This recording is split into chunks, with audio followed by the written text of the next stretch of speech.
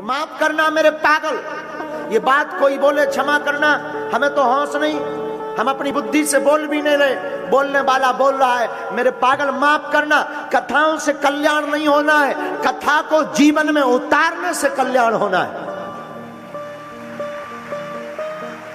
और तुम गलती करते, तुम सोच लेते कि हम कथा में बैठ गए, हम बहुत धर्मात्मा हो गए, आज तक के हमारे सब पाप नष्ट हो गए। महाराज जी ने कहा जो कथा सुनता है उसके पाप नष्ट हो जाते, अब खूब पाप और करें, फिर कथा सुन लेंगे तो फिर मिट जाएंगे ठटरी के बरे। ये भूल है, ये तेरा भ्रम है, और यही भ्रम तुझे भगवान से दूर भी कर देता।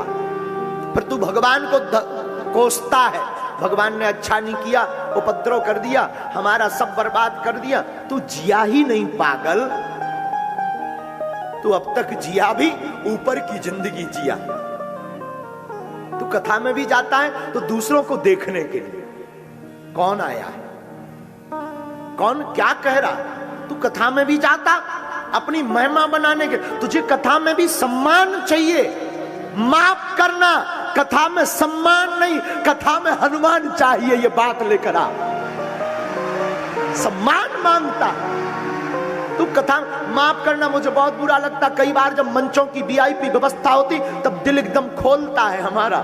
मंचों पर वीआईपीओ के, क्षमा करना, गरीब सिर्फ ताली बजाने के काम आता है। मंचों पर फोटो खिंचवाने वाले ज्यादातर लोग फोटो के चक्कर में मंच पर आते हैं।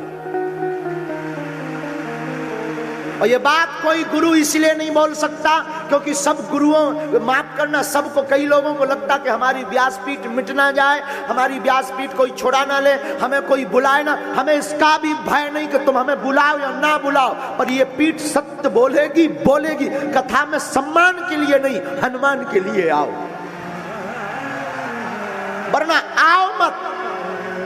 आना बंद करो, तुम टाइम बर्बाद कर रहे हो 3 घंटे का। घर के भी तुम ताने सुन रहे कि बड़े भक्त तो बने, क्या कर लिया तुम्हारे भगवान ने। दरअसल तुम भक्त बने ही नहीं, दरअसल तुमने कथा सुनी ही नहीं, तुमने तो कथा को एंजॉय किया। और ये लाइफ एंजॉय विथ नहीं है, कथा एंजॉय की नहीं होती, कथा तो जीवन जीने की कला होती।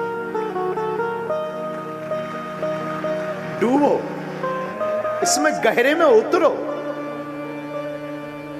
आप कहोगे महाराज गहरे में कैसे उतरना है? एक पात्र को चुनो, ये पात्र हम हैं। जब कथा सुनते सुनते तुम्हारी आंखें बहने लगे ना, कथा सुनते सुनते तुम्हारा दिल फूटने लगे, कथा सुनते सुनते तुम्हारा मन आह्लादित होने लगे, कथा सुनते सुनते तुम्हें अपने इष्ट की याद आने लगे, कथा सुनते सुनते शरीर रोमांचित होने लगे, तब तुम समझना तुम डूबने लगे। और माफ करना मेरे पागल, ये दशा जिस दिन तुम्हारी हो जाएगी तुम नहीं समझ पाओगे। ये दशा जिस दिन हो जाएगी वो बगल वाला समझ पाएगा। जो डूब जाता वो बोल नहीं पाता है, चिल्लाता तो वो है, जो डूबा नहीं वो कहता बचाओ बचाओ बचाओ मैं डूब रहा। वो खाक डूब रहा, झूठ बोल रहा, कंठ तक जल में गया है इसलिए वो चिल्ला रहा बचाओ। जो डूब जाता वो बोल नहीं पाता, वो तो डूब जाता तो समाहित हो जाता।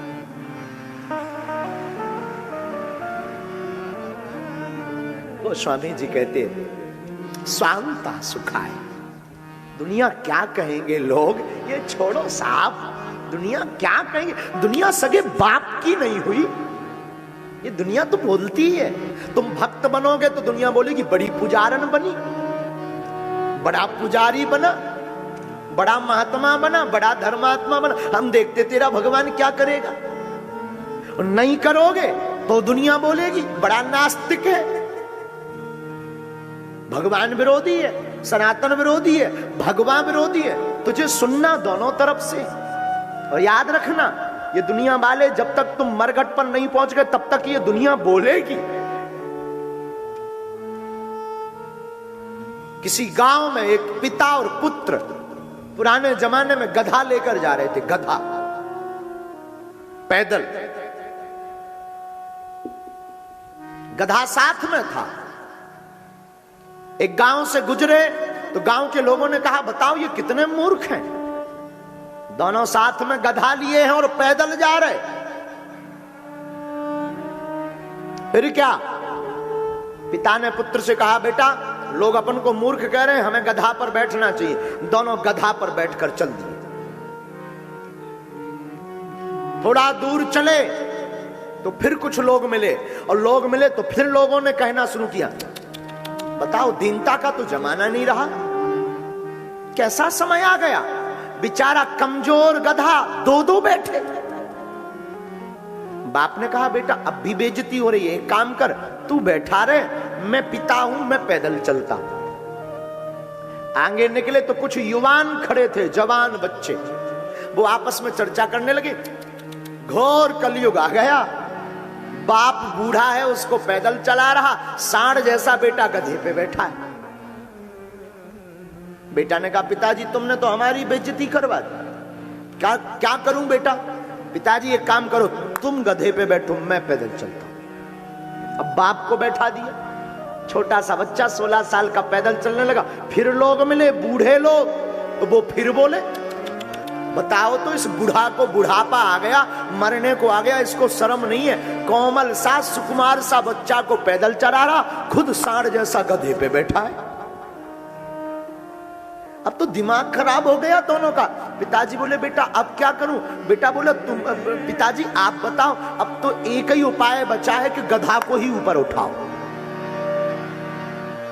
और देखो तमाशा, ये माने भी नहीं, ये भी तुम्हारे जैसे बदमाश लोग थे, ये नहीं माने।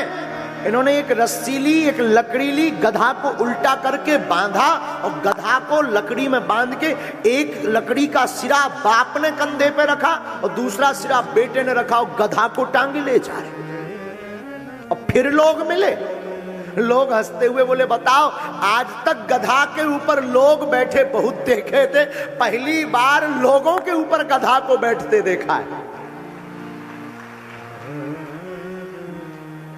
हुआ क्या, एक नदी आई, गधा फड़फड़ाया, तीनों नदी में भड़ाम से धम मुड़े, दोनों तो जैसे तैसे करके बच गए, गधा मर गया। वापस आए, दोनों बैठकर कहने लगे, जान बची तो लाखों पाए, लौट के बुद्धू। पागलो, ये दुनिया हमेशा बोलेगी, बोलती रहेगी। तुम एक काम करो, उठो, जागो, और आज से प्रण लो, दुनिया का काम बोलना है। तुम जब तक हनुमान के ना हो जाओ तब तक रुकना नहीं। दुनिया क्या कहेगी, भाड़ में जाने दो। तुम्हारा दिल कहता है कि कथा में ठुमका लगाना चाहिए तो झूम झूम नाचो। तुम्हारा दिल कहता है बागेश्वर धाम के लिए पागल होना चाहिए तो हो जाओ। तुम्हारा दिल कहता है राम का झंडा गाड़ना है तो सोचना नहीं कि लोग क्या कहेंगे, गाड़ दो।